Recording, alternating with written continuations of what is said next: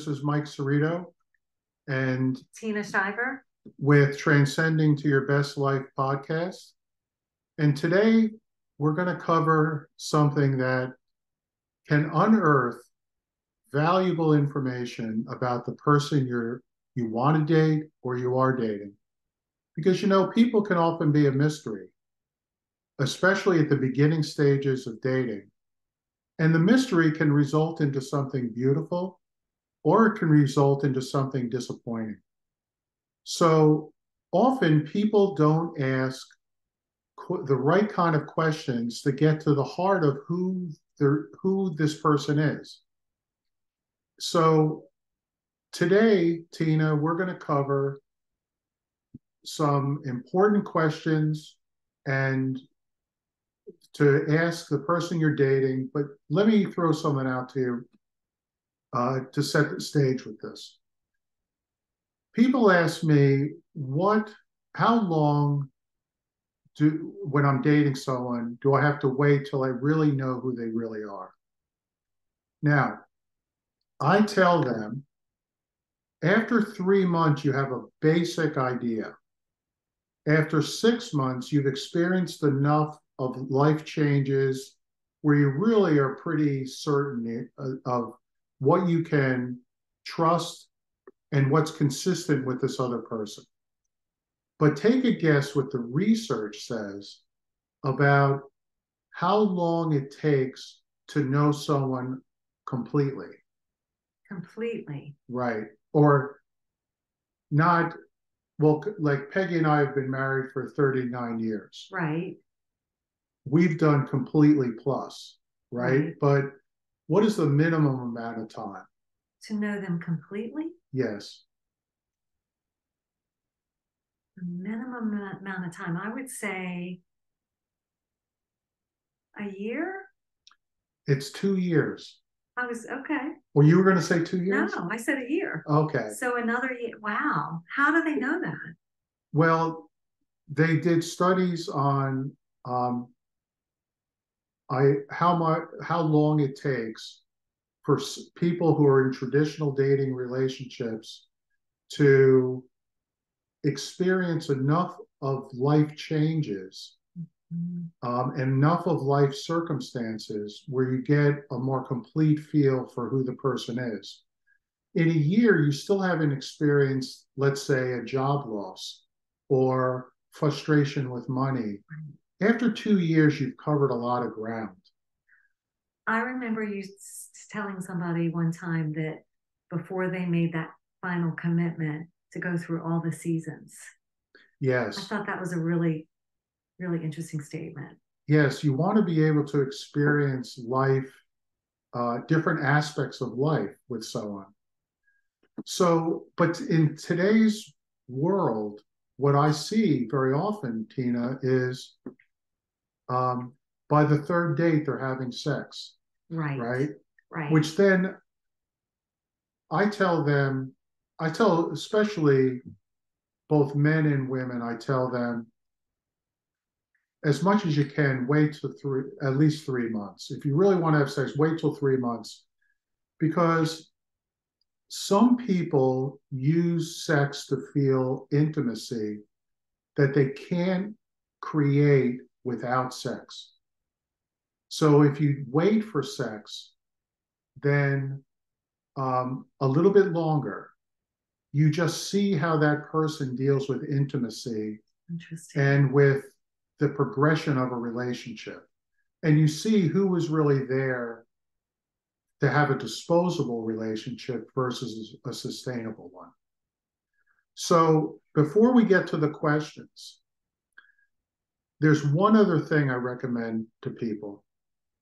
Create a list of qualities you want in the other person. How is that? So give examples. Oh, someone may have hardworking or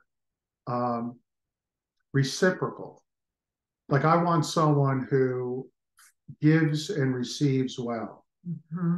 Someone who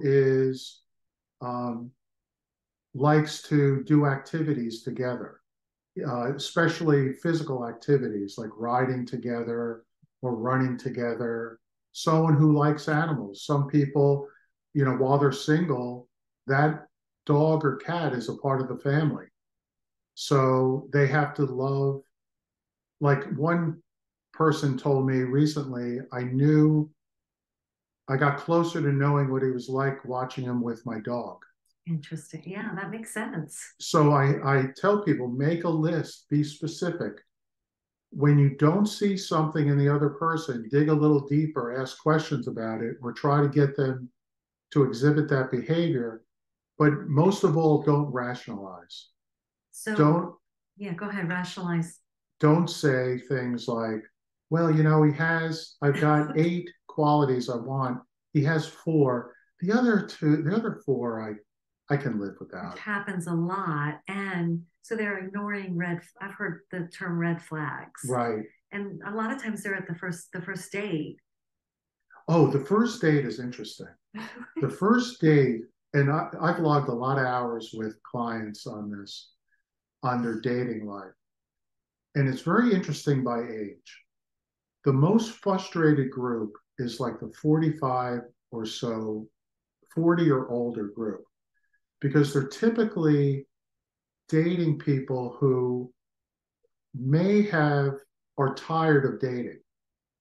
So they want to shortcut the early stages of dating. Right. Or they show up kind of one-sided, more selfish at the first meeting, talking about themselves all the time. I think they're just worn out from dating, and they're frustrated, um, and they're kind of half-hearting it. When they're younger, it's different. Um, the first date tends to be more fun. It tends to be active in some way.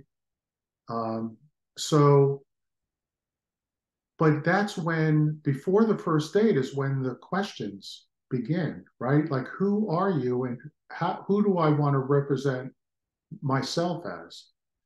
So being able to have qualities that you're evaluating someone through helps you cut to the quick around, am I seeing what I want before I start rationalizing, because he or she is right here with me.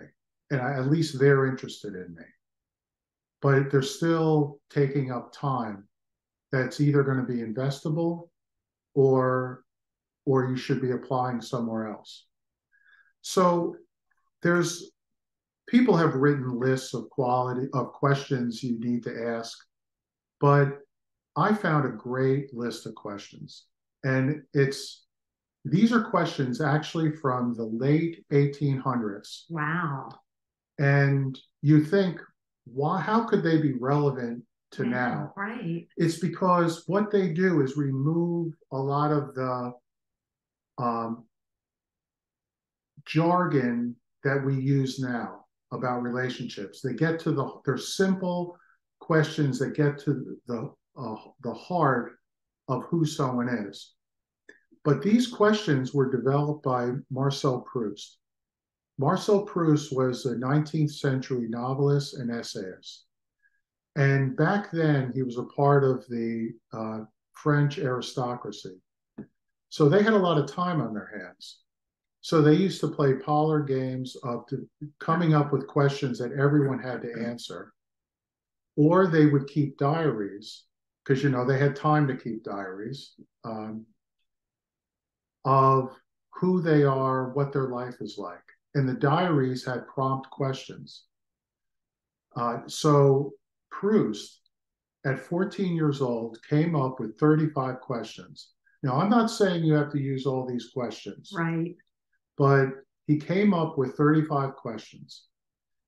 And then at 20, he answered all those questions again. So he did it twice to see if he had changed as a person. Well, what happened was writers started using Proust's 35 questions to develop characters for their novels. Oh, how cool. That's great. So let's say I had a character, Tina. I would answer these questions as if I was Tina, and then I would work that out in the novel. I was also recently working with several Broadway actresses, and they used these questions to develop their characters. Oh. Now, these are characters they played before, but they wanted to kind of update their interpretation of the characters. So they use these 35 questions. But what I find is I'll ask many of these questions in therapy with a client, and we'll talk about their answers and what it means to them. And I get such a robust picture of that person that I started encouraging patients to look at these questions and pick out ones that they feel that should be asked to the people they're dating. Because we often ask questions like, what do you like? What do you enjoy? Or what do you do? What do you do? Yeah, yeah, yeah. Versus, who are you really?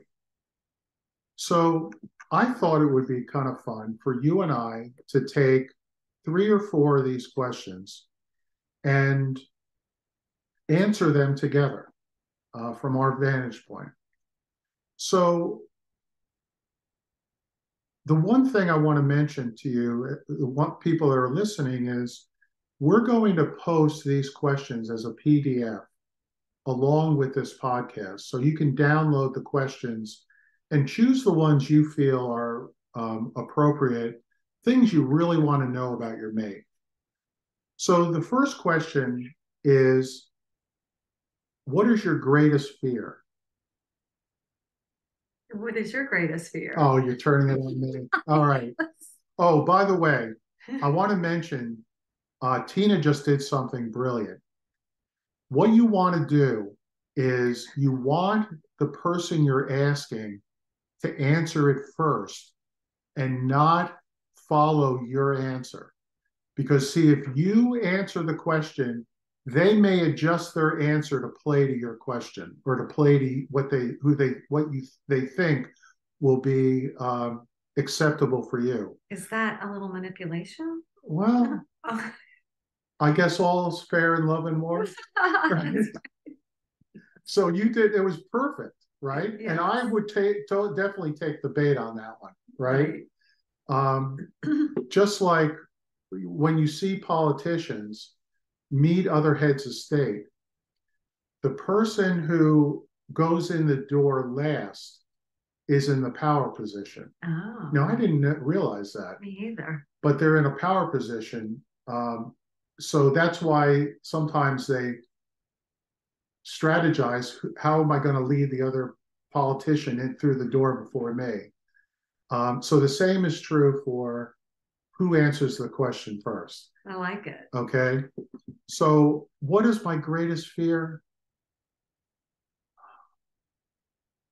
I think for me, my greatest fear is, I think, growing old.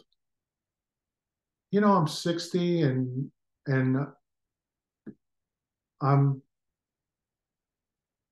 just thinking about life in my 60s and 70s and reflecting on life.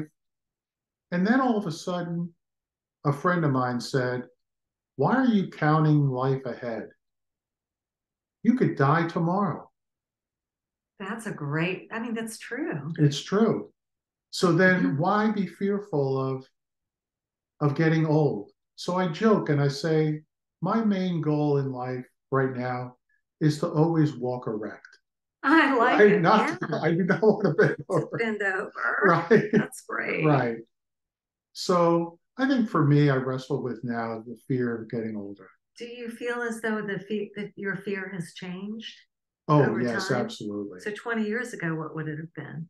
20 years ago, can I survive in a therapy practice? Yeah.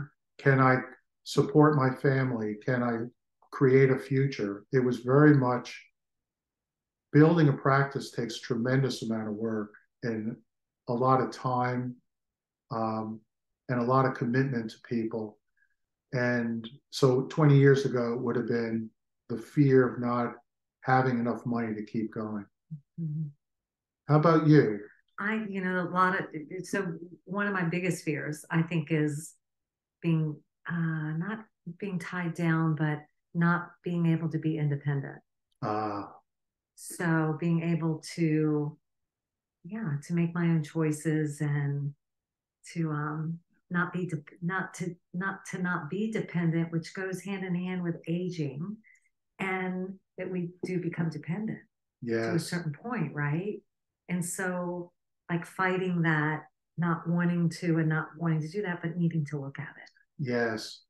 And being able to accept help, is that a part of it? Yes, absolutely. Being able to accept help is a great, yeah. So if you really think about what Tina and I just did, is there's a lot we shared about each other that I didn't know. Like I didn't know your answer. You probably didn't know I my did not. answer. No. But these are important things that guide our motivation, guide our self-perception, guide the relationships we're going to have. Mm-hmm. Okay, the next one, Tina, is what is your most treasured possession? What is my most treasured possession? So, oh, possession. So it has to be like something that you own? Yes. Really?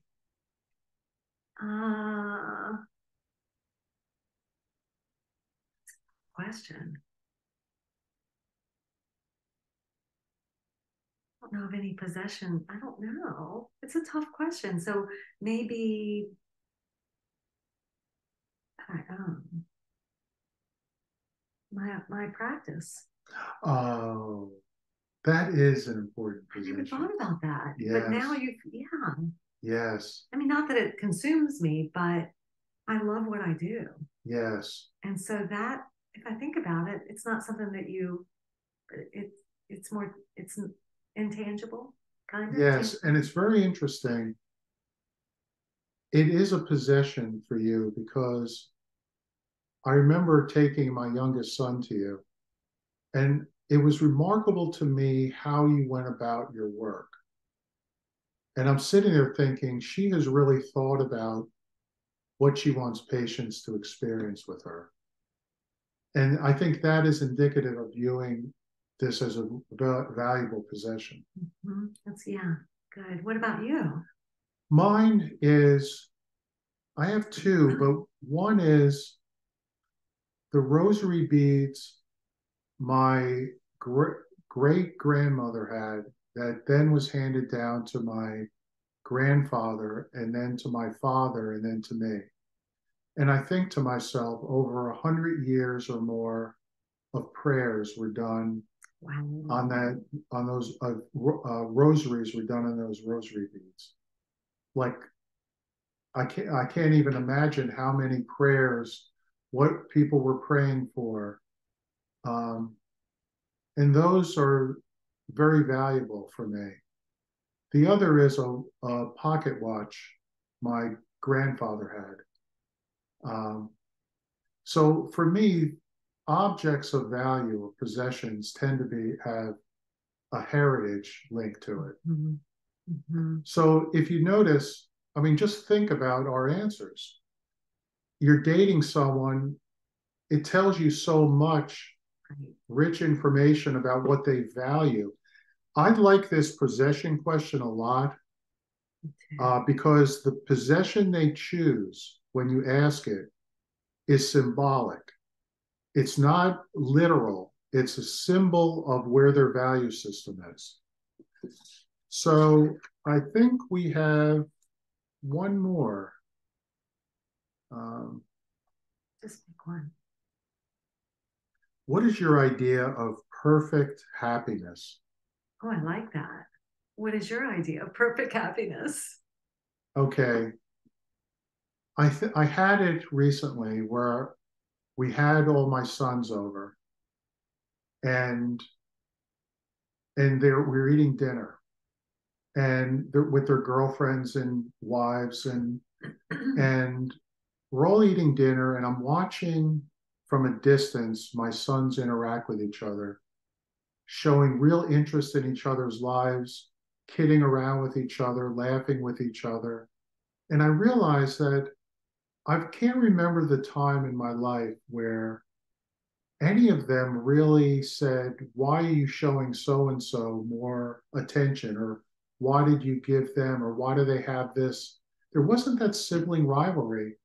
There was this friendship they had where they call each other for advice, they update each other, they really care about it, and they're really happy for each other.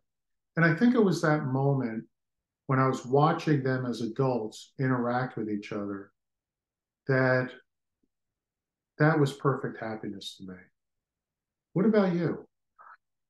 So much, there's so much that I look at as in perfect happiness is it's a tough question. But I would say it would be surrounded by family for sure. That everybody is I've got a family that there's a lot of male energy in my family. And so there's a lot of, you know, not power, but talk.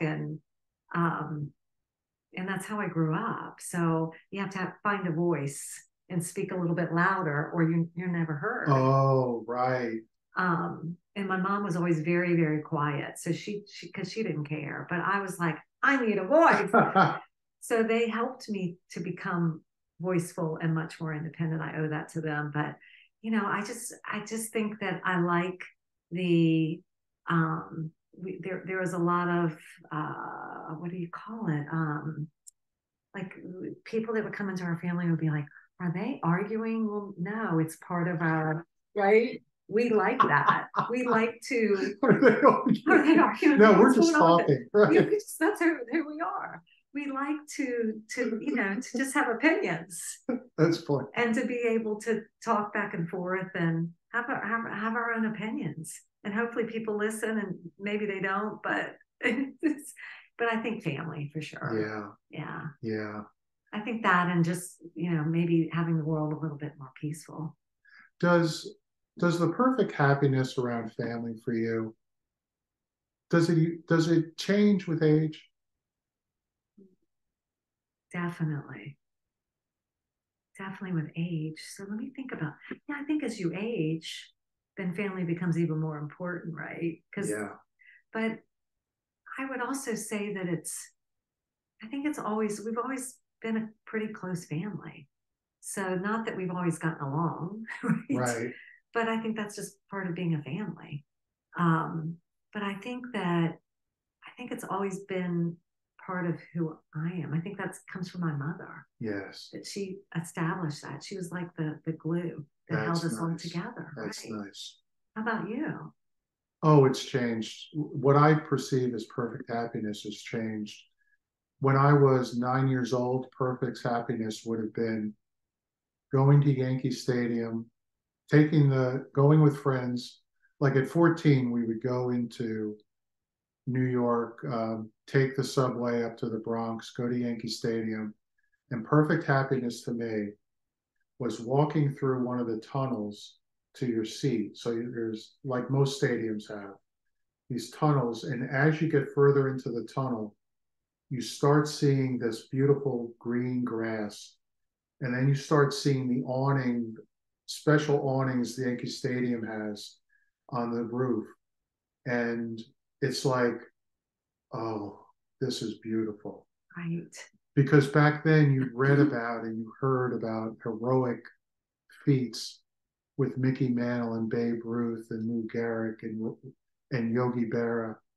Um, would I get the same thrill now? Oh yeah, but Probably. it wouldn't be the same as watching my sons. Right. Yeah. It's Trump the other. Yeah. That's great. So when you listen to these questions and answers, just imagine having these types of discussions with the person you're dating. And because they're rich for follow-up questions. And what I like about Proust's questions is that they're simple and they get to the heart of what you value and what you think about yourself and other people. Now, remember, we're going to post the PDF, and there's 35 questions. You also should Google, and we'll put a link to this, but Vanity Fair used to have articles every month where celebrities at that period of time, like Norman Mailer and David Bowie, would answer all 35 questions. And it's a fascinating read into the minds of people of various, some were serious, some were joking, but it's just a fascinating read. And there's actually a book of compilation, which we'll also put a link to. So get the most out of these questions in your dating relationships, and good luck. And life is going to follow you with great happiness if you ask questions of meaning. So, Tina, it was a pleasure. Wonderful. Thank you. And this is Mike Cerrito and Tina Shiver with Transcending to Your Best Self.